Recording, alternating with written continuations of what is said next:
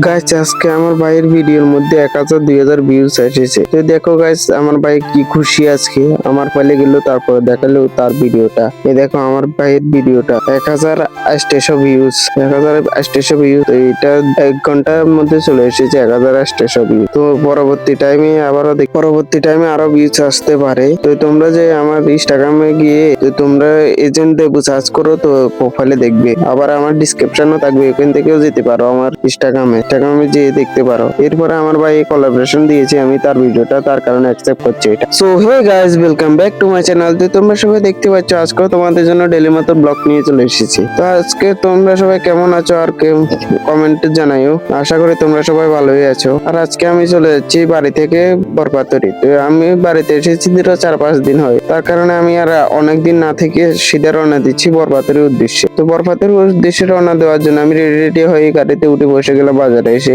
তো এরপরে গাড়িটা রওনা দিল বরাতরির উদ্দেশ্যে। তো বরাতরির উদ্দেশ্যে রওনা দিল, তোমাদের সাথে কথা বলতে বলতে দেখি এখানে আমরা বরাতরি বাজারে এসে পৌঁছে গেলাম। পৌঁছার পর আমি একটা দোকানে যাচ্ছি, যেটা মোবাইল দোকান। তো মোবাইল দোকানে যাচ্ছি কারণ আমার কেবলটা যে মোবাইলে কেবলটা ছিল অ্যান্ড্রয়েডের, তো এই মোবাইলটা তো অ্যান্ড্রয়েডের চার্জিং কেবলটা ভেঙে গিয়েছে ভিতর থেকে। তো ভিতর থেকে ভাঙার কারণে আরেকটা কেবল নেওয়া হচ্ছে। তো কেবলটা নিলাম বাজার থেকে। তো নেওয়ার পরে আমি দোকান থেকে বাড়ির উদ্দেশ্যে রওনা দিলাম। বাড়ির উদ্দেশ্যে রওনা দিতে তোমরা দেখো গাইস চার্জারটা কিরকম, মানে চার্জারের কেবলটা। তো চার্জারের কেবলটা পকেট থেকে বার করছি। এই দেখো চার্জারের কেবলটা কিন্তু ভালো আছে আর ভালো কোয়ালিটিরও হবে। আর এটা কিন্তু আমার চার্জারটা কিন্তু 45 ওয়াটের। আর গাইস চার্জারটা কেবলটার দাম নিয়েছে মাত্র 200 টাকা। তো আরো অনেক বলেছিল, তো আমি কমিয়ে সমিয়ে তো নিয়ে নিলাম। তারপরে আমি একটা ফুলের সামনে এসে দাঁড়িয়ে গেলাম। তো আমি ফুলের সামনে দাঁড়িয়ে রয়েছি কারণ দিদা আসছে, দিদা আমার পিছে রয়ে গেছে, তার কারণে আমি দিদার জন্য দাঁড়িয়ে গেলাম। তো দাঁড়ানোর কতক্ষণ পরে আমি বাড়ি চলে এসেছি। বাড়ি চলে এসে আমি